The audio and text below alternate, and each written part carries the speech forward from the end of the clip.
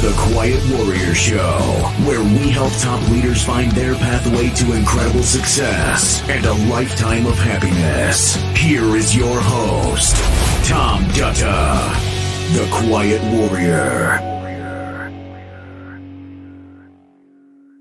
All right, everybody. Welcome to the Quiet Warrior Show. My name is Tom Dutta, and we're live streaming today across YouTube, LinkedIn, and Facebook, the next generation of broadcasting. It's a beautiful sunny day here on West Coast, Vancouver, Canada. And I'm really excited because I've got my guest in the green room. He's a fellow Canuck. For those of you who don't know what that means, well, we'll tell you. And I'm excited. The only thing is I figured out I have to call him his real name, Sean Tyler Foley or Tyler Foley, maybe Axel Foley. We're going to have a lot of fun today. Let me tell you a little bit about him, everybody. He's an accomplished film and stage performer, been acting in film and television since he was 6 years old. Sadly, his father passed away unexpectedly in a motor vehicle accident back then. He's appeared in productions including Freddy versus Jason, Door to Door, Carrie, and the musical Ragtime. He's passionate about a lot of things, and today he's the managing director of Total Buy-In, the #1 best-selling author of the book The Power to Speak Naked. And well, here he is, Tyler Foley. Tyler, welcome to the show. Oh, Tom, I'm excited, my friend. I've been jazzed for this one. Yes, for those who don't know, north of the border, we are the proud Canucks. We are. Further, you're in Vancouver, so you are actually in Canuck land. So the NHL team, the Vancouver Canucks, who, although I am based in Calgary, happen to be my favorite team. So. Well, there you go. I mean, this guy knows how to build rapport quickly. And I have to say, I've been to your beautiful city and been into that Saddle Dome. For those who haven't been there, it's quite something. It's shaped like, guess what? A saddle. A saddle. Not just a clever name. And so, hey, Tyler, listen, man, you've got so much I want to talk about here. Of course, then the Power to Speak Naked is on my mind. As you know, the Quiet Warrior Show narrative is about, well, sometimes I say the gut punch, the pain or the shift we made in our life, and we did something with it. You've done a lot of things I've read in your bio. Let's go back. You know, you started doing what you're doing at an early age. And I think I read somewhere that half of your body was paralyzed for a period of time. I mean, you took all that to get to where you are today. Just take us through the story. How did it begin? Well, very circuitous, for one, as most people's paths and lives are. It's never a straight shot. It's always a winding road somewhere. Wait a minute. Was that a hockey pun? Yeah, we will. Well, and I'm a goalie, which makes it worse. One of the greatest gifts that I got, actually, I got a signed puck from Thatcher Demko. So there you go. You know I'm an actual Canucks fan. Margaret Thatcher gave you a puck. That's amazing. Yeah, Margaret Thatcher Demko. Margaret Thatcher. No, gotcha. Can you imagine that the Prime Minister of Great Britain was like, and I now grant to you this little disc. I don't know why I'm giving it to you, but it's a great honor, I'm told. It's a black crumpet. A black crumpet. Yeah. It's a little dry. But yeah, no, I started out on the stage very young, 6 years old, and possibly as a direct result of my father's passing. I don't know that the two are directly correlated, but I do know that when my father passed away, first of all, I didn't really outwardly grieve his passing for quite a long while. It was 6 years before I really actually processed that the finality of death and my father's passing. And I think as a result of that, my mom and my uncle were anxious to find an outlet for me, an emotional outlet particularly. And stage and theater just kind of fell in my lap. You know, the universe works in odd and mysterious ways always to direct our path. And in this situation, my uncle worked downtown, very close to the main theater district, had overheard a casting director complaining about how hard it was to find somebody to play Tiny Tim. And here I was, a very, very small wee youth. And he just asked, how did they do that? And they got us in contact, and I ended up taking the stage at 6 years old. Wow, Tiny Tim. I mean, that brings back memories. First of all, I want to honor you for sharing that part of the story. I mean, I'm sure you've talked about it before. I know it's never easy to lose somebody being vulnerable. You were, of course, something you said sent me on a journey in my head here, Tyler. That at age 6, I totally understand that the brain is not developed enough really to understand or rationalize. Uh, can you tell us just quickly it was a motor vehicle accident? Were you involved in that or? No, it was a single occupant, single vehicle motor vehicle accident. What had happened, my father was a teacher, Yeah. a high school teacher, math and science, really well respected, but young and ambitious, very entrepreneurial. And my godfather had moved back to town. Him and his wife had lived in Winnipeg and moved to Calgary. So for the Canadians, you understand where it is. For our southern listeners, it's far. It's like basically going from Minnesota to Denver. Yeah. And they, both of those two wonderful men, fed off of each other's ideas in an amazing way. And they decided they wanted to open a restaurant. My father had a passion for cooking, loved food. To this day, I've never had a French onion soup that has surpassed the one that he used to serve us. Awesome. And it was a thing that he wanted to do. So he took a sabbatical from teaching, and they found a spot in a venue. And starting February 1st of 1986, they, being my father and my godfather, started assembling this restaurant for a premiere in March. And they were working tirelessly at it as men devoted to a passion do. Yeah. And 18-hour days add up, especially when you're commuting from a small town that's south. I was in a very, very rural community. At the time was an hour and 20-minute drive south of Calgary. Now you do the commute in 30 minutes because Calgary's expanded and the roads have gotten faster. But my father ended up falling asleep at the wheel. And because it was a very rural community, basically drove through a field and smashed into what used to be an old munitions bunker. Oh, and wow. So 4-foot thick concrete and 3-foot high wall. And a Chrysler K car does not add up well. Does to not it. withhold. No. That wouldn't hold its own.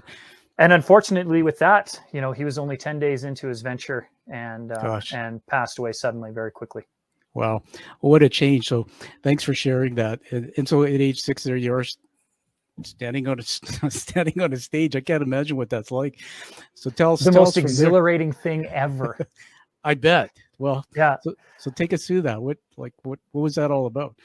Well, it was, again, looking for an outlet for me to kind of process emotions. The arts just kind of came to me. A lot of people say, well, when did you start acting? Well, I would say from the moment I came out of the birth canal. Yeah. I was born a performer. I was born an actor. This is in my DNA. It took 6 years for me to find the stage and realize what I was meant to do. And I'm blessed because I got to do that at a very, very young age. I was able to retire at 25 after having 20 years of doing the thing that I love.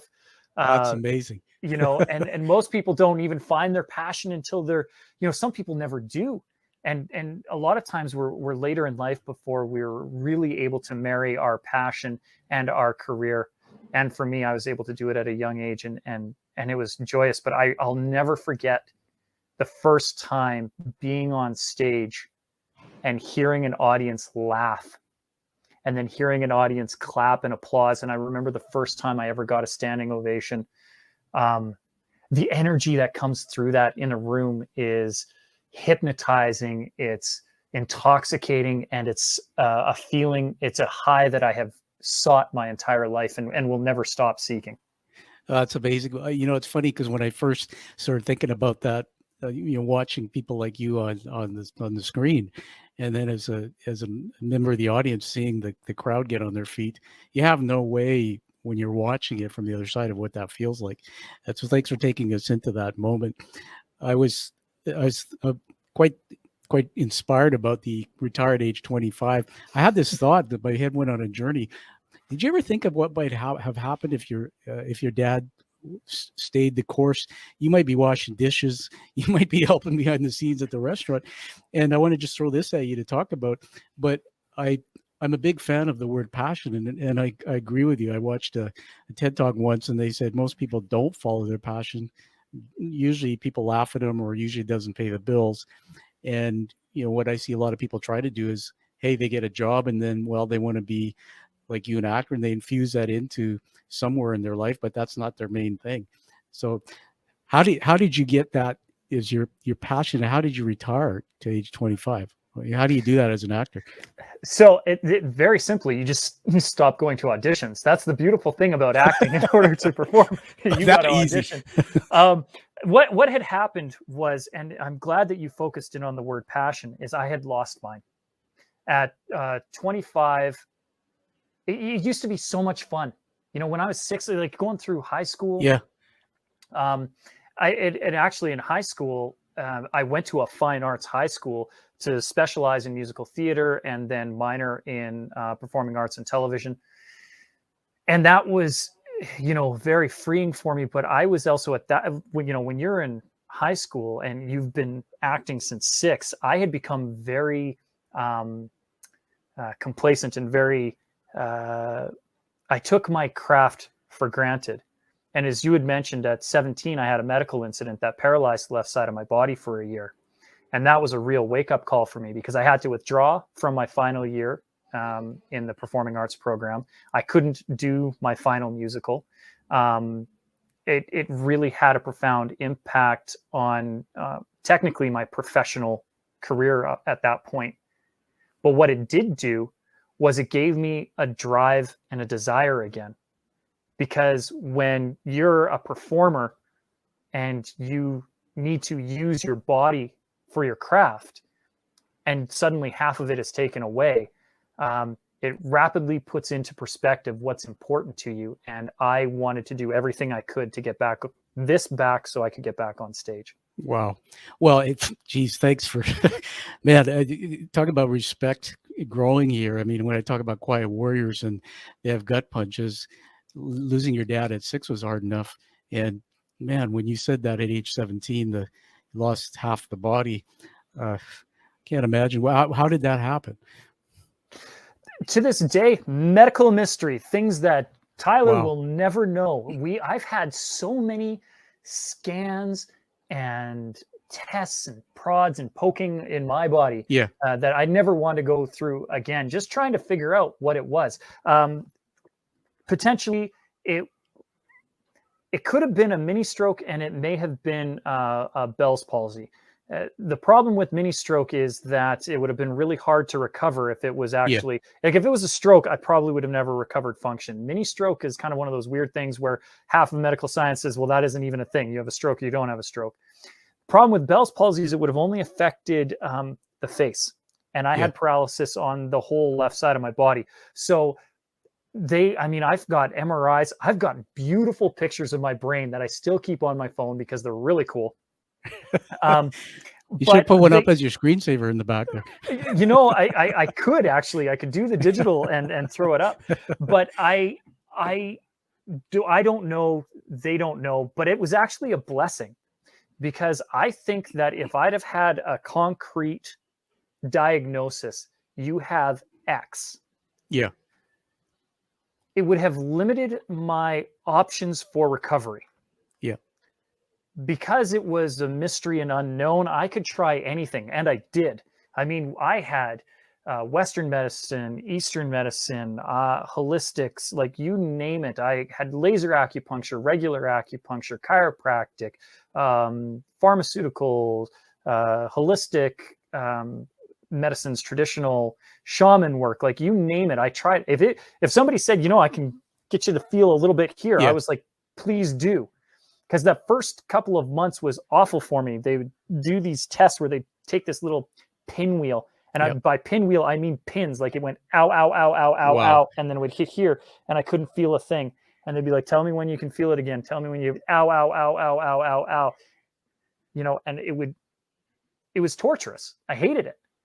Man, what you're saying, it's not something you do on a first date with somebody It's else. definitely not something I know. That's probably like 10th or 12th date kind of material. So you were 17. Were you by yourself, or were you living were like I was at that point. So the school that I went to had a billeting program. Yeah. So I actually did live away from home, but the incident happened New Year's Day, 1997. So I was actually home for Christmas break. Yeah. So I was at my mother's house, and I actually didn't end up going back to school for a little bit afterwards. Again, the school that I went to was very arts focused. We were on the Copernicus system, which is a quarter system for those who don't know. And so where a regular semester, you'll take 4 or 5 classes for half a year, and then another 4 or 5 classes the second half. We would take 2 classes a day, 3 hours in the morning, 3 hours in the afternoon for 10 weeks, and then start over again. And the second semester and third semester, I had a spare. So the morning was off, and I ended up taking, I think at that point I must have been in social or something like that. Well, either way, I ended up taking my other class through correspondence, just because it was hard for me to get. And the school that I was in was another school, like it was in a different town. Yeah. And I at that point drove a 1984 Honda Accord, 5-speed standard. And the problem with that my yellow Cortina station wagon would have given you a run for it, man. Yeah, but you can't clutch when your left foot don't work. And that was the biggest frustration, is I lost my freedom. Like my car represented freedom for me. I could go anywhere that I wanted to. And what's worse is I drummed in a band. And so I felt like the drummer from Def Leppard, because I couldn't use my left foot and I couldn't use my left hand. So all I had was my right hand and my right foot, but I refused to give up drumming. So I got really good at doing accent notes on the hi-hat coming over to my toms. And I can do one-handed fills beautifully, but now I'm really lazy with my left work. But that's another story for another time. It is, and I went on a journey in my mind again, so I'm just going to throw this in. For those of you who are Def Leppard fans, you get this. I grew up, I loved the albums, and I think the drummer you referred to, the young guy, you can watch it on YouTube somewhere, rolled a van or something, lost his arm, and they built this guy a drum kit to literally learn to play, without one arm. And you listen to their albums after. Tyler, it's just amazing. So I want everybody, this is a teaching moment. Come back and listen to this part of the show, the last few minutes. We're talking to Tyler Foley, who's written a book that we'll talk about in a minute, Speaking Naked, Power to Speak Naked, an amazing performer and talent. But you just heard at age 6, lost his father, and another gut punch with a medical incident, lost the use of half his body at age 17. And I want to say this as a teaching moment that I learned a long time ago, that I always wondered, Tyler, with people like the drummer from Def Leppard and guys like you, amazing guys like you, that there are millions of others who lose a limb and they sit in a wheelchair withering away. And then I think about, you probably know Hansen, Rick Hansen, another hero in Canada, who basically lost the use of his legs, gets in a wheelchair, starts a journey around the world, and today it's a legacy. And I always used to ask myself, why did the Hansens and why did the Foleys do that when others didn't? And I go back to the part of your story where you said from when you came out of the birth canal, you just wanted to be this acting talent. You want to experience that. And I'll finish with this, give it back to you. That I believe what they say is when you find something that's a burning desire inside, that it's your true passion, it's what you're put here on the planet to do, nothing knocks you off your path. You just keep going and you find a way through it. And so I really am impressed with that journey that you've taken. I want to get into the actual the acting part and the book you've written. Hold it up there. You got that. The Power to Speak Naked. Pretty amazing cover. That's you, right? Yeah, I would love to claim that. You know, funny story about the cover. That is a stock image. I mean, we tried to get a close approximation. Like it's not far off of me. It's close enough that people do have to ask, and they do, and I don't mind. I'm flattered. But yeah, no, that gentleman is a stock image purchased off of a site owned by Jeff Bezos, who also originally published my book under their self-publishing wing.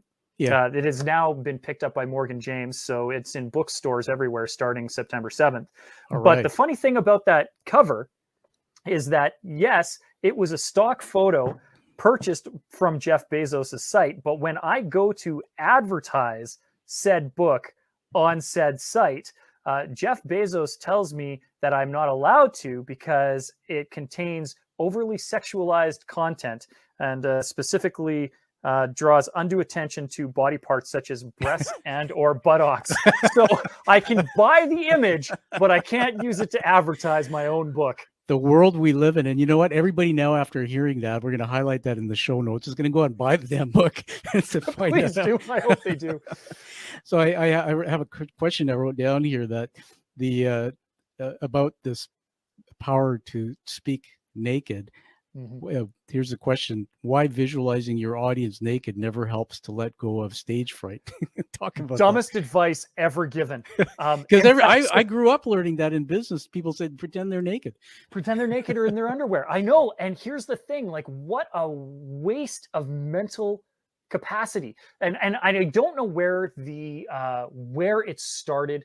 I can only surmise that the advice was to try and regain power or comfort through somebody else's stripping of power and discomfort.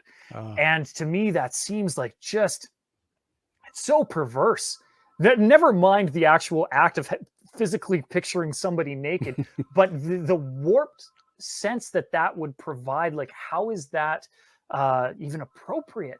You know, and so for me, when I was writing the book and my team and I were sitting together, because it's an advice book, I wanted to ask, you know, what is some advice that you've gotten around speaking? And as you had said, growing up, public speaking, it's the first thing that people say. Well, if you're nervous, picture your audience naked.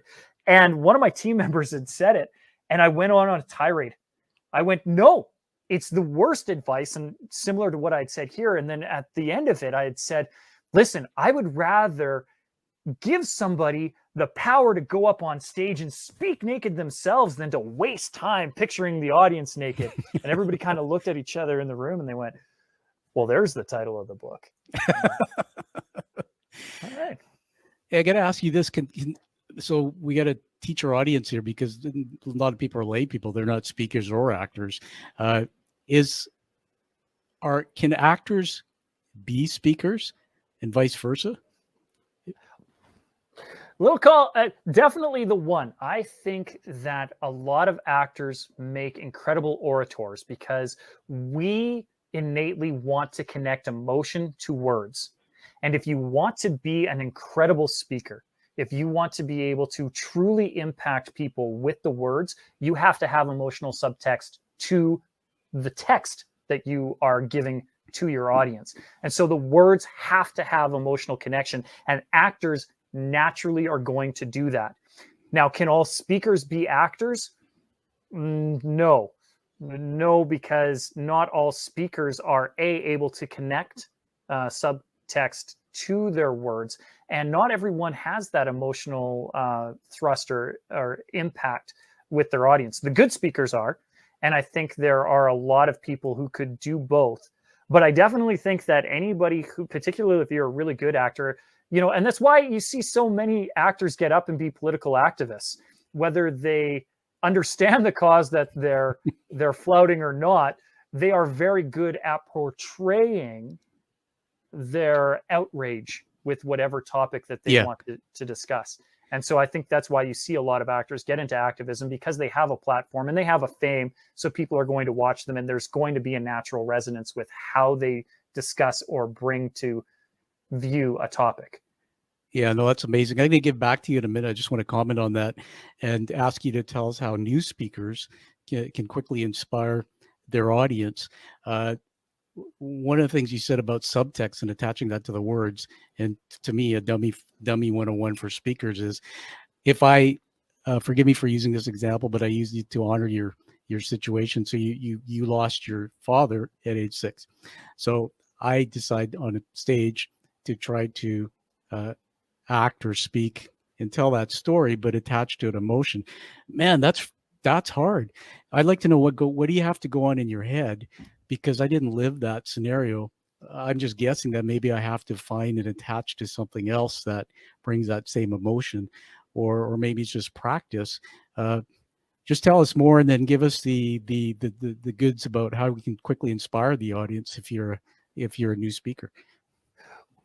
So to answer the last question Yeah. first, to inspire your audience as a new speaker, you need to get your audience on your side very fast so that they can process what your viewpoint is.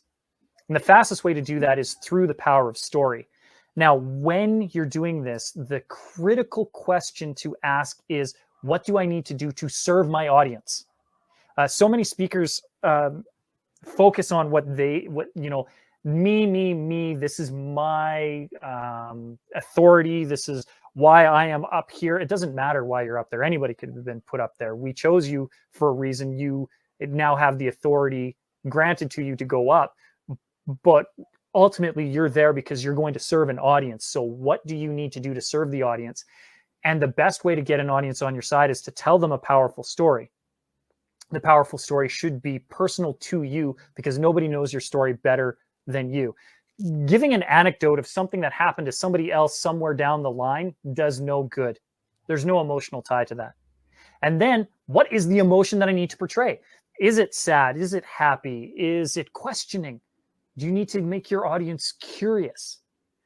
And so finding out what the emotional outcome needs to be will influence what the emotion that you insert into your story is, and how you tell the story. Because believe it or not, I can actually tell the story of my father's passing and make it entertaining and funny. I don't do it often, but I can. And it's that, I think Mark Twain said it best, the difference between tragedy and comedy is time. It only how we frame and filter a thing. You can make something that is incredibly funny also be tragic and sad. Yeah. It's all about the context and subcontext. Oh, that's amazing. We're learning so much here from you, and I just want to riff on that for a minute. So I was thinking about, I joined a Toastmasters group, and those who don't know Toastmasters, it's a public speaking organization around the world. And, I thought I could speak. I was 30 years, Tyler, if you know a bit about my background. I was in the corporate sector, and I did a lot of things in leadership, but I spoke, and I had arrogance. I thought, I could spoken in rooms. I've spoken in front of hundreds of people at conferences.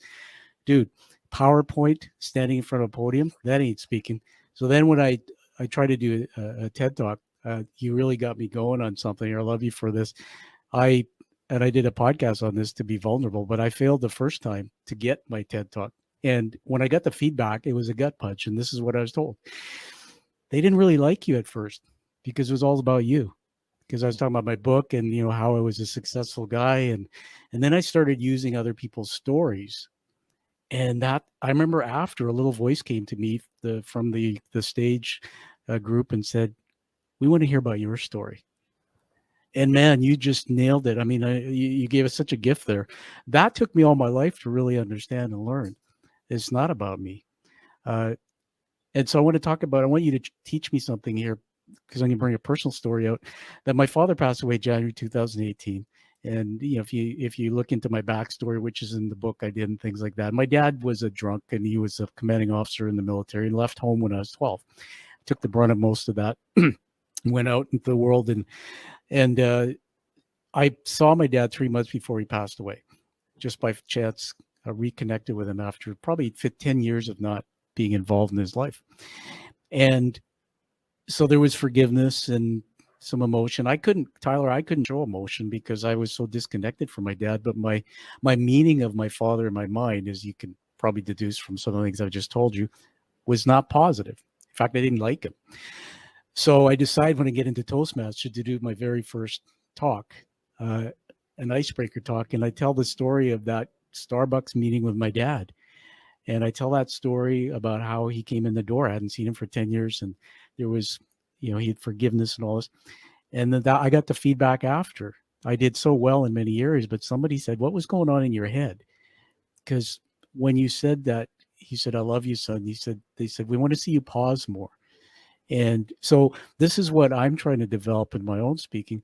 And so here, I know I'm long-winded on this, but here's the question for you. My father, I didn't have a very good meaning of that relationship. I never saw him for 10 years. Now he's gone. And I have to try to talk about it and infuse emotion that now instinctively is not there. It's probably going to take time. So if you were coaching me and I was redoing that little talk about the meeting with my dad, what should I do? Should I try to find a time in my life with him way back where there was some type of emotion, or should I reframe it through something else and visualize that? Well, I'm not going to shoot on you because I think it's rude. But you can. Yeah, no. So here's the thing, and you actually made a very good point. You said, should I put in emotion that isn't there? No. But the question that needs to be answered is why? And that's what your topic should explore. It's not that you need to put emotion that isn't there, because that's false. Now, and we always talk about, right, authentic speakers. Yeah. That word drives me crazy. I hate it, Tom. I hate it with all of my gut. Because to me, authenticity is synonymous with self-awareness. You can't be authentic if you're not self-aware. And we know your audience knew. They're like, something doesn't ring right there. Exactly. And now you're trying to infuse an emotion that doesn't exist, when the reality is the exploration, the true depth that you can get to comes from why don't I feel emotion? You just, I had a light bulb just went on. I'm sorry, you just got me excited. A light bulb came on. This is amazing. I mean, this is why people have to get your book. We'll talk about that at the end and follow you. Here's the thing that my light just went on my head. We didn't script this. I didn't tell you I was going to talk about this, right? No. And so, just to further on to it, Tom. You finish yours, and then I'm going to tell you something else. So here's the deal. It just came on. That's a big part of what I need to explore, because I don't know why I can't show that emotion. But here's the thing, what you just said. There's many, many people I know who have told me that somebody passed or something happened and they can't cry, they can't show emotion. That's huge. Thank you. Go back into your story. And so here's the thing. And one of the things that we always teach in any of the workshops that I do, whether it's the 2.5-day seminar, the 5-day workshop, or even my online training, one of the first things that I really try to hammer home to people is the thing you're afraid to say is probably the thing that your audience needs to hear. And maybe the thing that you're afraid to say is, I had no relationship with my father, and after 10 years, this meeting was emotionless for me. Or maybe there is an emotion that you felt, but it wasn't the one that you were supposed to.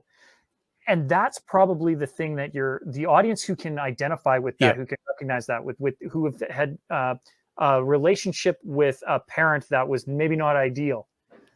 It's going to resonate with them. They're going to want to hear that. For me, I know, I was emotionally stunted because of my age when my father passed. It wasn't that I didn't want to grieve his passing. It's that at 6 years old, you don't understand the finality of it. That's right. And I will never forget the day that it dawned on me that my father wouldn't come, because it was one of the most exciting days of my life. And it was in 6th grade. I was at the back of the auditorium, because, when you're in elementary school, they seat you youngest to oldest. And when you're in the 6th grade, you're the oldest. And so I'm at the back of my school gymnasium. And there were 5 of us in this core social group that were very dedicated scholastically. All of us were sons of educators. And I'll never forget, you know, Liam Stone to the one side, David Graham to the other. We were like the best of friends. And Jaron Arca was there, and some of my other friends, and we were all excited because we all had straight A's. Like, it was rare to have such a group of young men who were striving. That was the goal, like straight A's. I'd had straight A's since I was in the 4th grade, and I didn't want that to go. And we were about to learn who was the top student of the 2 graduating classes, the grade 6 classes, who was the top student. And I remember Jay Arnell leaned over David and said, "It's you, Tyler." And I said, "No, it's not." And Liam on this side looks at me and he goes, "No, it's you." And I go, "How do you know?" He's like, this is how smart he is. He's like, "Well, because I can read it in reverse." And I'm like, "Well, you can read in reverse. If you can see through the parchment and you can read in reverse, you're smarter than me. It's going to be you."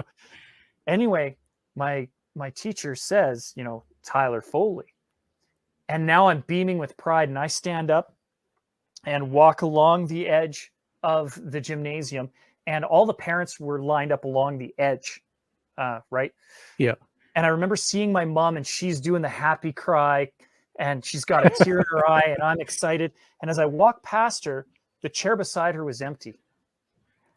To this day, I have no idea why that chair was empty, but as soon as I saw my mom and the empty chair, I looked beside her and I thought to myself, my dad should be there. Yeah. Yeah. And the moment I thought that, as I'm walking up to get this certificate and a $100 bursary that goes with it, all of a sudden I think to myself, my dad's not going to see me graduate. He's not going to see me graduate high school. He won't see me graduate university. He's never going to see me get married. He'll never get to meet his grandchild. My child will never get to meet their grandparent. And as I'm thinking it, I'm overwhelmed with this emotion and this finality. I'm realizing for the first time, my father is dead. Yeah. And that means he won't be here ever. And I was devastated by it. And so I'm crying, and people think that I'm happy tear crying, but in reality, I have no idea how to compose myself because all I can think about is my dad. And then as I'm walking back, it dawns on me, the chair isn't empty. He had to have been there. Why else would that chair? It was packed. It was a full auditorium. Yeah. Why else would it have been empty? My father was there with me in spirit. And then that lifted me, knowing that no matter where I was in life, my father would see me. He would know what I was doing. And that has been a life-altering and changing moment for me. And you can tell that story any way that you want. You know, again, you can make it tragic, you can make it happy. But the point of telling a story, and Les Brown says this famously, never make a point without a story, never tell a story without a point.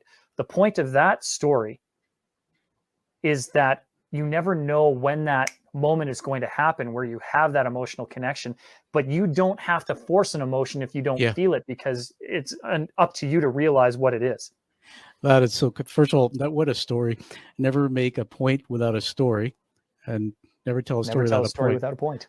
Everybody, it's another teaching moment. Just so much for learning from Tyler Foley today. And you know what? It's a gift because I got some pretty bad feedback, and I got a shift. And I'm not going to try to fake my way and try to redo that story and put emotion in that's not there. That's such a great point. How do you feel? If I may, Tom, you didn't get bad feedback. You got corrective feedback that you're going to put in. Yes, absolutely. Hey, man, thanks. You see, that cup's always half full. Love it. Love you, man. We're going to wind up in a few minutes, but filling the seats every time you speak, I'd imagine that. Just tell us a bit about the speaking you've done. I assume it's being on stage, what size of crowds, and then a lot of people want to go out and speak, but it's like, you got to have to make sure people are in the room. So filling the room, what a challenge. I've presented to audiences as few as 3. Yep. and as many as just under 10,000. And I'll tell you, it's easier when somebody else fills the room for you. So as a speaker, I'm happy to apply to the different venues, and when you have when there's a call for speaker, I'm constantly Googling call for speakers. And it's a fast way to find stages to be on. Is find out what your topic you speak on, and then where you want to speak, and then Google that search. Yes, thank you. That was celebrating the student of the year. Yeah, there you go. Yes. Well, and it's so easy to do, because you literally type it into the field.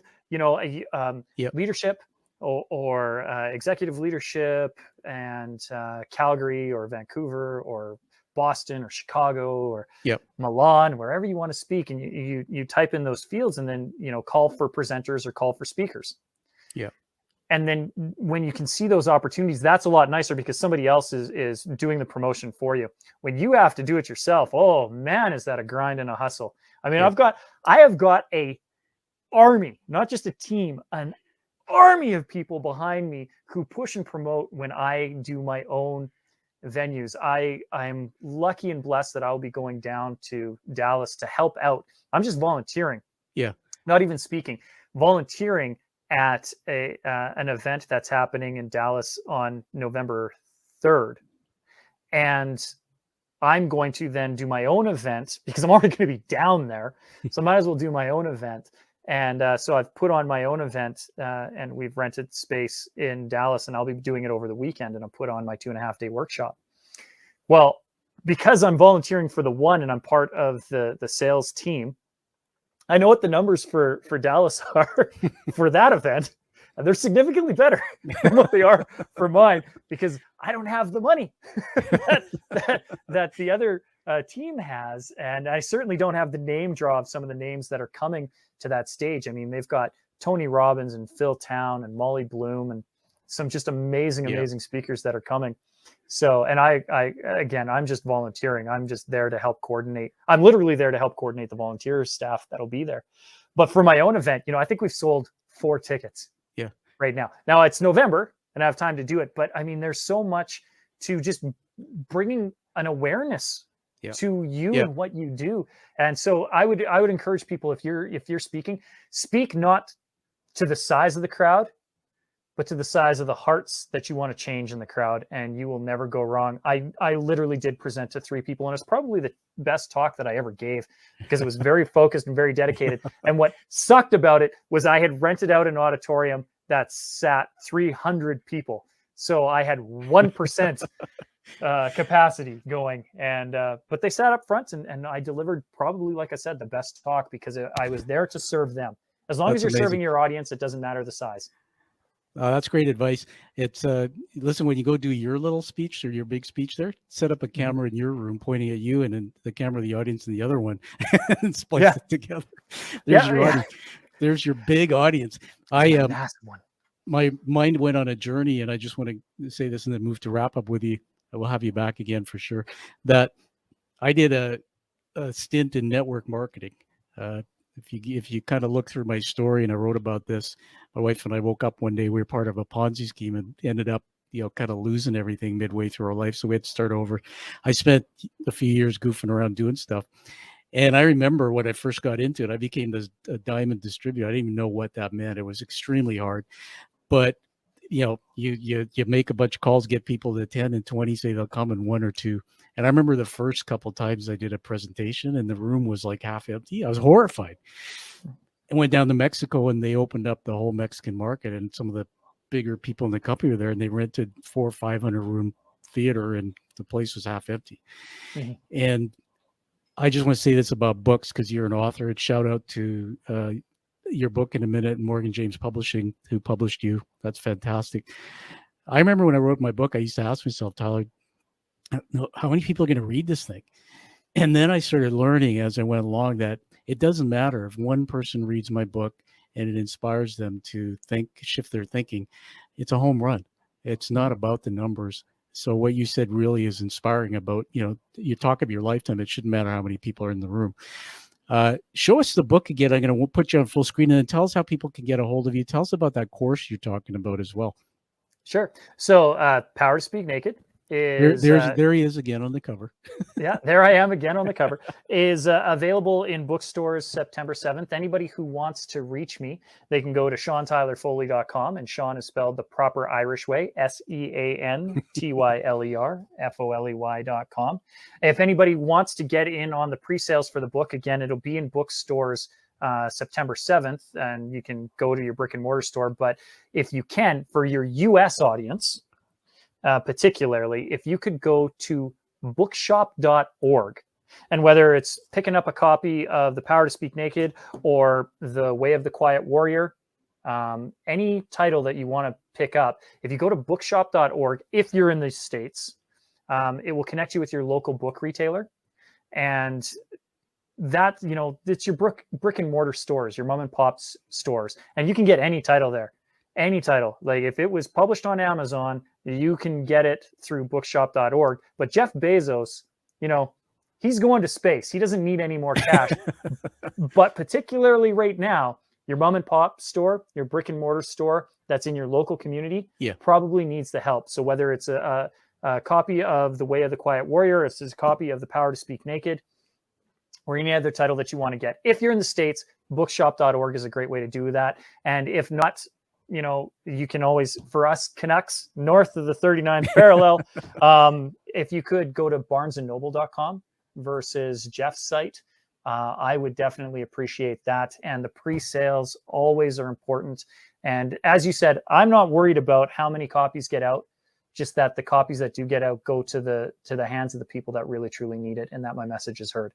To answer your question, the event will be November in Dallas, anyways, will be in November 5th, 6th, and 7th. We actually don't have our location locked down yet because we're waiting on numbers. And once we have that finalized mid-October, we'll be releasing that. And it's all on the website, SeanTylerFoley.com. Everybody can get it there. And then I have another event scheduled in April, and that will probably be the 5-day event that'll be happening in Nashville. And my next Canadian one will be a toss-up. Very likely going to be on the island. So we're thinking Victoria, possibly Vancouver, or maybe I'll kick one off here in Calgary. We will be reaching all 3 cities for sure, but I'm not sure which one is going to be the premier one, and probably happening in the new year, like January, February. So watch the website for updates. Yeah, well, that's fantastic. Thanks, Tyler. I'm going to put all that in the show notes so you can shoot me a note with the exact things you just said. I'm going to make a public commitment that I'm going to get the book, going to read it, and going to promise a review. Everybody, how authors get known is our work's not known unless you read our books and post a review. So give it a review, post it on barnesandnoble.com, and goodreads.com is what I'll probably do. Yeah, Goodreads is what needs to be done. And I'll be doing the same thing. The Way of the Quiet Warrior is on its way. Awesome. I have one more tip for you. When you go to, don't worry about ticket sales. It's COVID. So you're Canadian, you're polite, just 50 feet apart, everybody. We're keeping you safe. The 7 of you that are here. Yeah, just Canadian. Yeah. I'm getting excited because that thing about the island in Vancouver, I just want you to know we're connected now for life through our stories, what we're doing. If I can be there, man, I'm going to learn from you. I can get better at speaking. So we're going to wrap up by honoring you. You don't know if you know this, you probably did, with an award. So I'm going to full screen me for a minute. You're probably saying, why are you full screening you when I'm getting the award? Well, there's a reason for it. All right. You see behind the screen there? Mm-hmm. There's this thing. It's called a challenge coin. And challenge coins, World War II started. Basically, soldiers carried them to commit to each other in community. And when I started the show, honestly, Tyler, I wanted to bring people who had a deep story. They did something with something of adversity and turned it into something purposeful so we can learn. And I created this show coin. The front is the hand-painted raised letters of the show. The back is actually the beautifully illustrated hero's journey narrative from Joseph Campbell's work. So we're inducting you today into the Quiet Warrior Tribe by receiving this, and there's less than 50 a year that go out. And I believe now we're into 15 countries with them. We're carrying them together to commit to using that passion never stop doing what you're doing, dude, to help one person. I want to just honor you with this. 4 words. These are leadership words. I don't prescript them. I write them as you're talking. The first one is heroic. The 2 setbacks you had in getting through that, tremendous. 2 is storyteller. You're a great storyteller. Self-awareness, another leadership skill, and resilient to keep moving forward. And you taught me something on the show today. I had a breakthrough in terms of my speaking. So I want to thank you for that. So everybody, find this show on the Quiet Warrior Show, wherever you listen to podcasts, so we can honor it, give it a rating. And the YouTube premiere video will come out in the future. We'll get that out. So click the button, subscribe to the Tom Dutta YouTube channel, and you'll be able to watch this whole thing, including Tyler Foley with his shirt off, or maybe just the cover of your book. Last word to you, man. Wrap it up. Well, just honestly, thank you, Tom, for having such an incredible platform. And I love your book. You know, it's one of those things. There's a lot of self-help books out there, but messaging comes in different ways. And to have 90 Days to the Life You Desire out there is an incredible accomplishment on yours.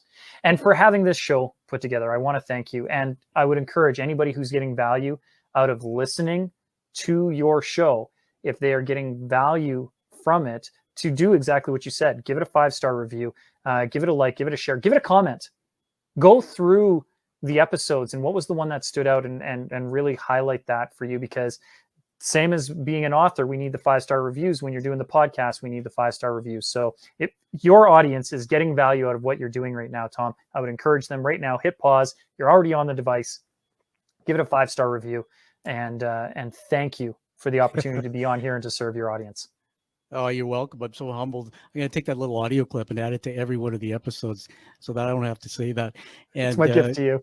It is. It really is. And this just did. Now that you've said that, I'm not a bragger, but seeing that you opened that up, everybody, I'm really proud that we were just given the honor of being in the top 20 leadership podcasts in Canada to listen to in 2021.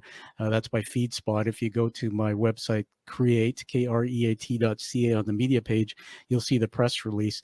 And this will give Tyler's episode a broad listen, because we're getting a lot of people learning from the show. So thanks again, Tyler. We'll have you back anytime. It was a joy and a pleasure, and we'll talk to you soon, Tom. All right, everybody, find your true passion, like you hear from Tyler there. Live with your purpose. Live the life that you deserve and desire.